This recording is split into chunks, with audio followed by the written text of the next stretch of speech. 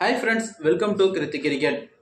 இலங்கைக்கு எதிரான 3 போட்டிகள் கொண்ட ஒருநாள் தொடரில் முதல் போட்டி நாளைக்கு நடைபெற இருக்கிறது. கொழும்பு மைதானத்தில் தான் முதல் போட்டி நடைபெற இருக்கிறது. ரோஹித் சர்மா தலைமையிலான இந்திய அணி நாளைக்கு களமிறங்க இருக்கிறது.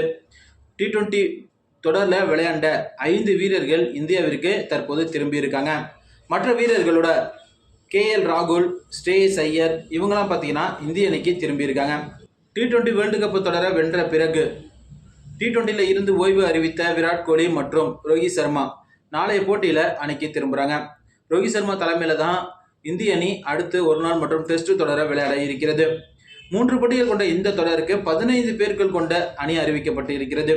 ரோஹித் சர்மா, சுப்மன் கில், விராட் கோலி, ஸ்ரேயஸ் ஐயர், KL ராகுல், ரிஷப் பண்ட், சிவம் துபே, வாஷிங்டன் சுந்தர், ரியான் பராக், அக்ஷர் பட்டேல், குல்தீப் யாதவ், முகமது சிராஜ், கலீல் அகமது, ஹர்தீப் சிங் இந்த 15 பேர் கொண்ட இந்திய அணி தான் அறிவிக்கப்பட்டு இருக்கிறது.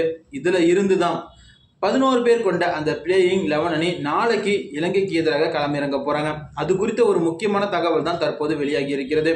இந்த 11 பேர் தான் நாளைக்கு இலங்கைக்கு எதிராக களமிறங்க போகிறாங்க. ஓப்பனரா சுப்மன் கில் மற்றும் ரோஹித் சர்மா, 1 டவுனா விராட் கோலி, 2 டவுன் இடத்துல ஸ்ரேயஸ் ஐயர், 5வது இடத்துல KL ராகுலுக்கு வாய்ப்பு கொடுக்கப்படுகிறது.